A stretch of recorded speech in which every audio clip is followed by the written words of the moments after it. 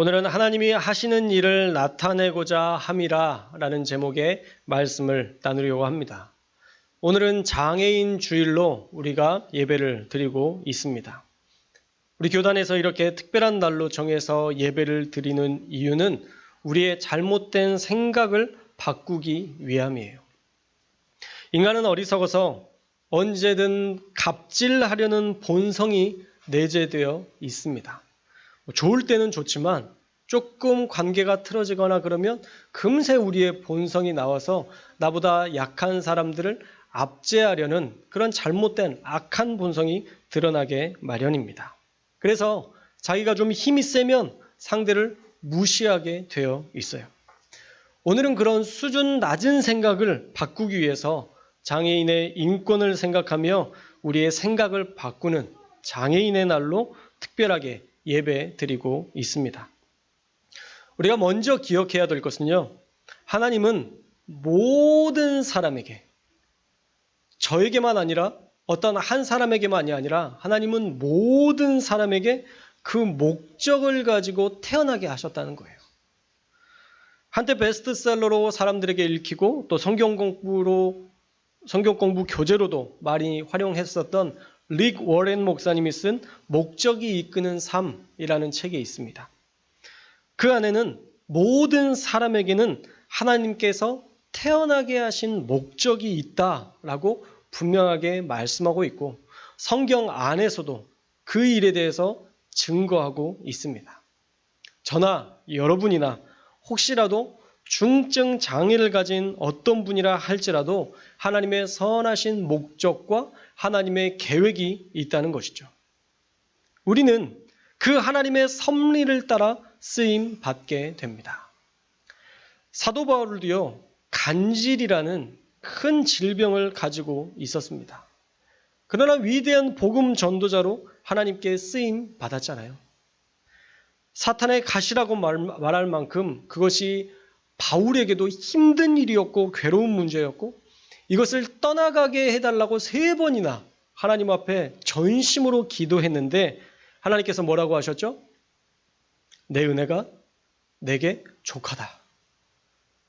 네가 약한 데서 온전해지고 강해지니 그것을 네가 기도하면서 나와 함께 그 일들을 감당하자라고 말씀하십니다. 사도 바울 입장에서는 얼마나 억울하겠어요. 사도 바울이요, 손수건만 들고 이렇게 스치기만 해서 병이 나았던 사람이에요. 성령과 동행함으로 얼마나 치유의 능력이 많이 나타나는지 몰라요. 그런데 자기의 병은 낫지 않은 거죠. 그럼에도 불구하고 그 장애와 그 고통을 가지고 하나님 앞에 기도했더니 그를 통해서 위대한 선교의 역사를 경험할 수 있었다라는 것입니다.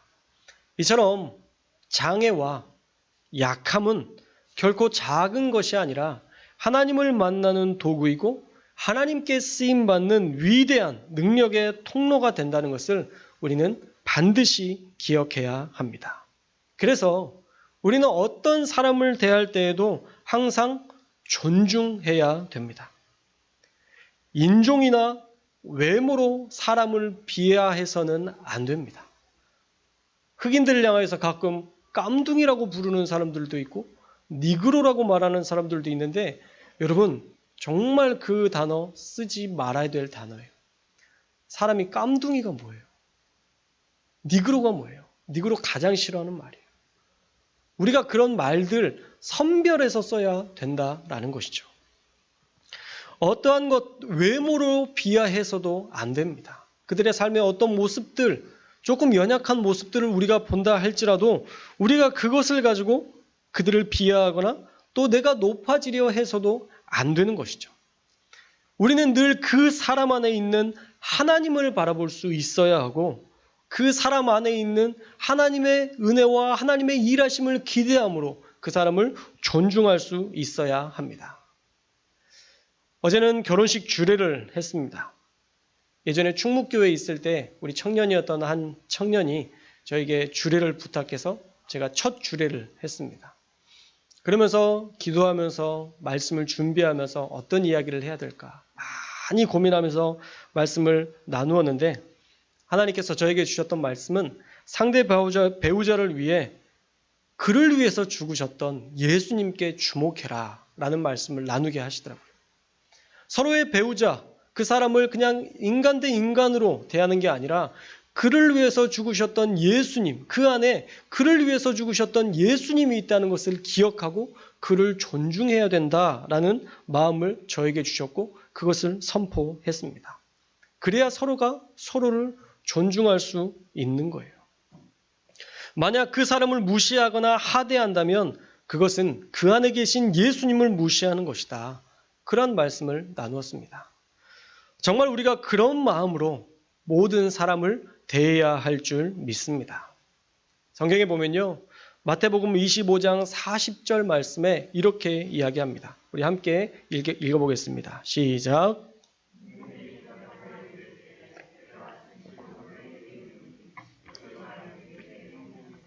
지극히 작은 자 하나에게 한 것이 곧 내게 한 것이니라. 자, 45절 말씀도 읽어볼까요? 시작. 대답하여 이르시되 내가 진실로 너희에게 이르노니 이 지극히 작은 자 하나에게 하지 아니한 것이 곧 내게 하지 아니한 것이라 하시리니. 아멘.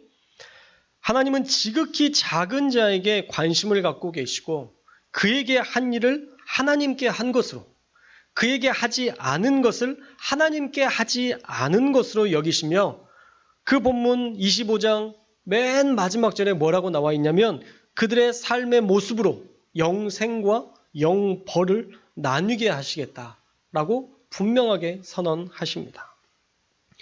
그러므로 우리는 반드시 모든 사람 안에 있는 하나님의 형상을 기억하고 존중하며 그를 통해서 일하실 하나님을 기대할 수 있어야 합니다. 사실 하나님은 모든 사람들을 향해 그런 기대감을 가지고 계세요. 그래서 이 땅의 장애를 통해 위대하게 쓰임받는 수많은 사람들도 얼마나 많았는지 모릅니다. 이름만 대도 알만한 사람들이 정말 위대한 역사들을 이루는 많은 사람들이 있었어요.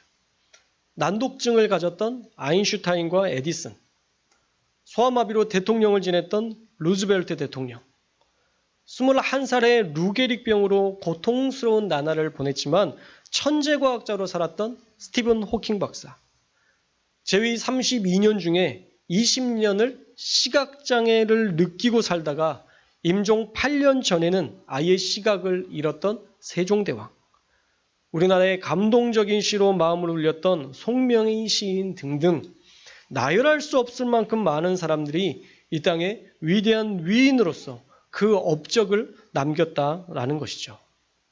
그래서요, 장애는 장애인들이 뛰어넘어야 될 장애물이 아니라 사실은 우리가 함께 더불어 살아가며 그들을 우리 공동체 안에서 받아들여야 할 우리의 숙제인 것입니다. 장애가 있어도 그렇게 할 수 있는 게 참 대단하다라는 그 말 자체가 사실은 편견이에요. 그것도 요즘은 먼지 차별이라는 말 들어보셨어요? 먼지 차별? 엄청나게 차별하는 건 아니지만 은근하게 마음에 상처가 되는, 애매하게 남아있는 그게 이 작은 상처, 먼지 차별이라는 단어가 있습니다. 여러분, 그런 말들도 우리가 조심해야 된다는 것이죠. 장애인이기 때문에 그 장애를 극복한 게 대단한 게 아니라 그냥 그 사람으로서 잘한 거예요. 그냥 그 사람으로서 위대한 일을 한 거예요. 그 장애에 집중하지 말고 우리가 그냥 그 장애에 대해서 어떤 편견을 가지지 않고 대하고 이야기해주고 그들이 할 수 있도록 돕는 그 일들을 우리가 감당해야 된다는 것이죠. 그저 우리와 함께 살아가는 사람들로 그렇게 여기면서 평범하게 대해주는 것, 그것이 진짜 장애인들에게 우리가 대해야 할 자세인 것입니다.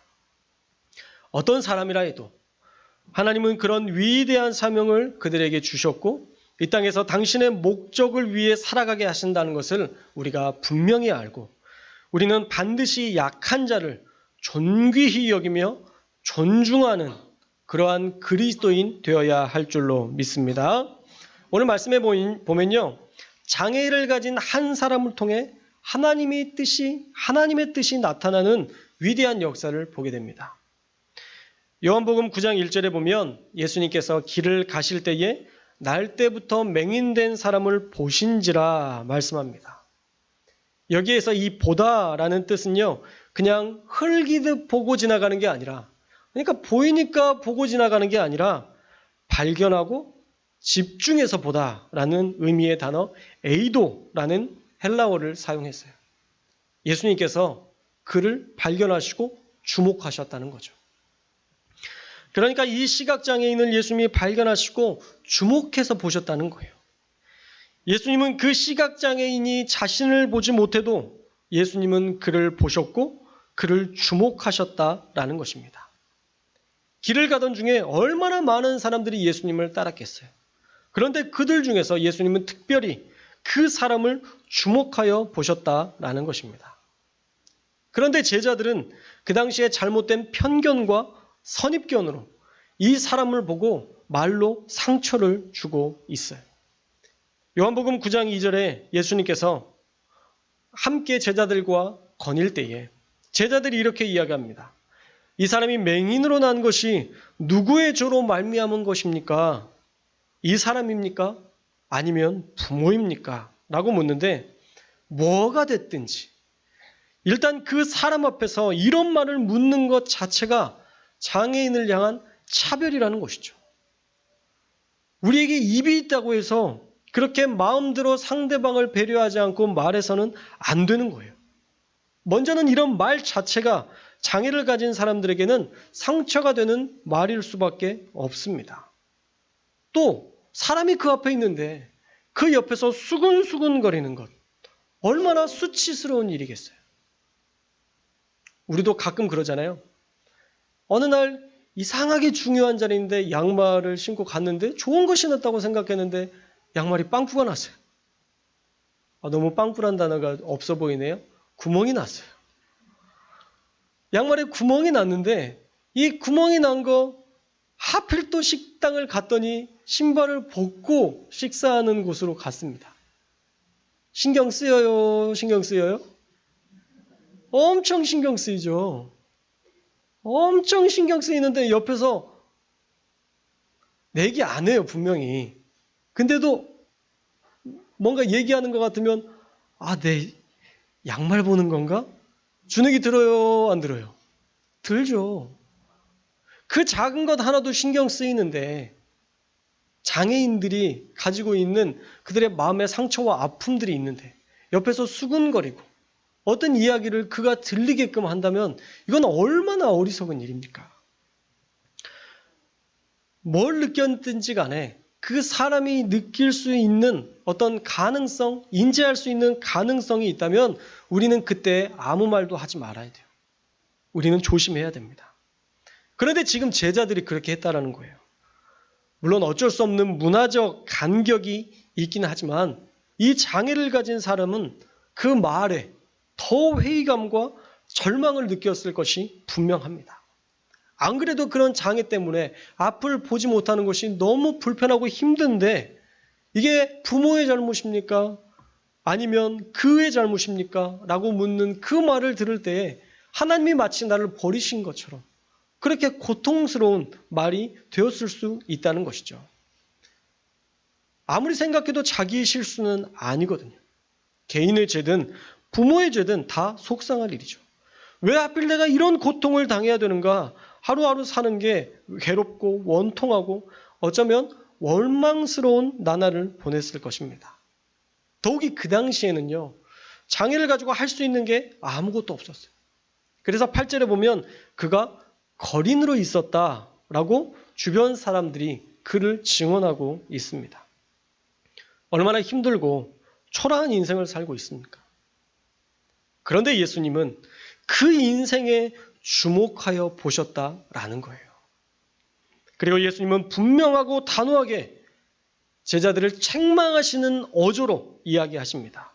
3절의 말씀 함께 읽겠습니다. 시작.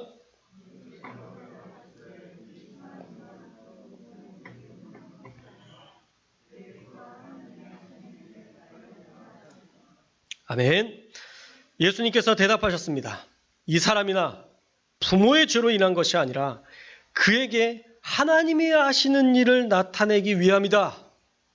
그를 통해서 하나님께 영광 돌리기 위함이다 라고 분명하게 선포하십니다.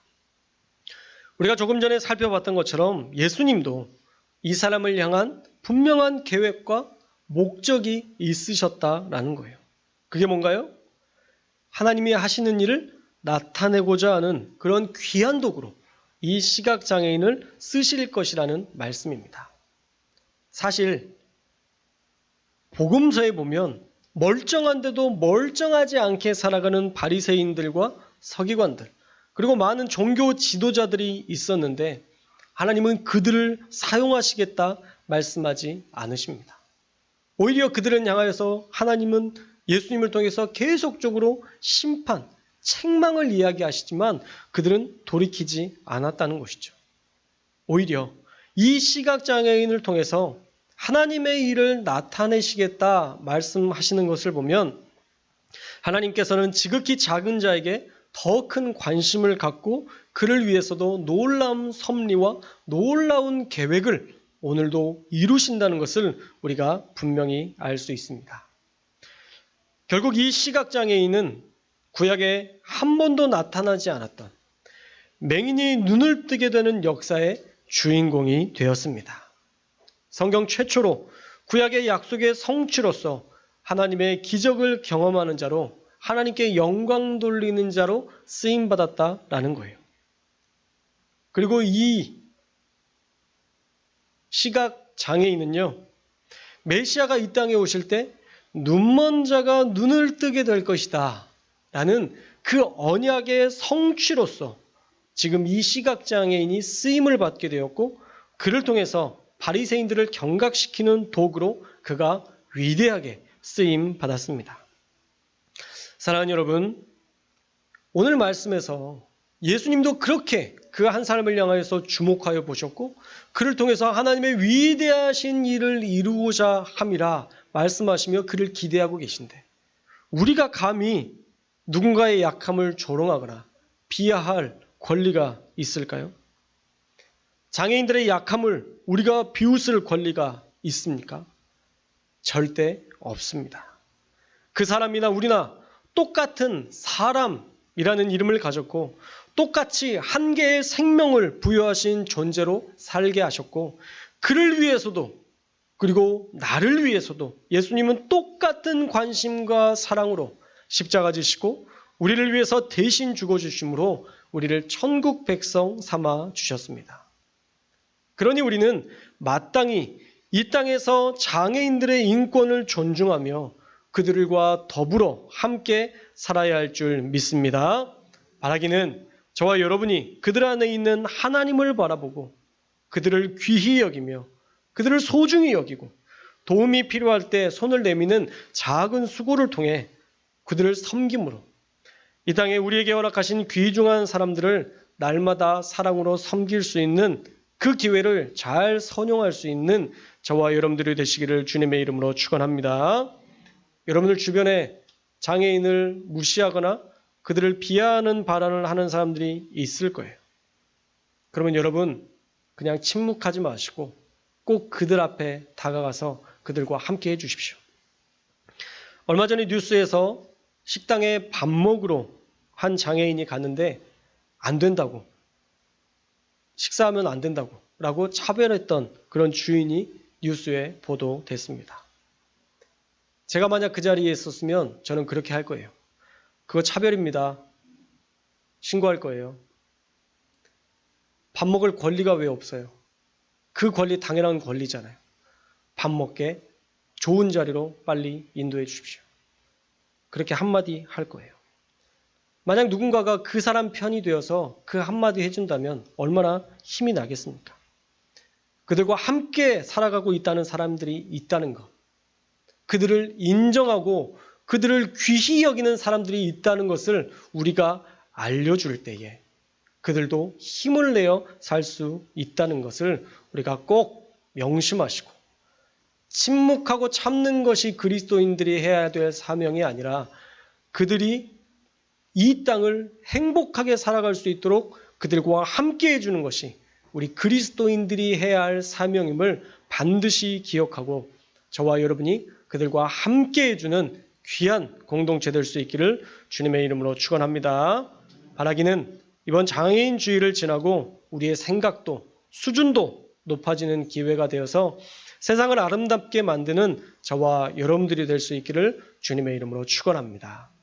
카톡에 하나의 영상을 공유했습니다. 시각장애인이 어떻게 자신이 가진 그 어려움들을 극복하게 되었는지 그 영상을 공유했는데 여러분 나중에 꼭 한번 보셨으면 좋겠어요. 대단한 게 아니에요. 친구의 한마디. 그 친구의 한마디가 세상에 나올 힘과 용기가 되었다라는 것을 우리가 볼 수 있습니다. 꼭 시간 내서 그것 보시고 세상 가운데 있는 많은 연약한 자들과 함께하는 저와 여러분 그리스도인다운 삶 살아가는 저와 여러분들 되시기를 축복합니다.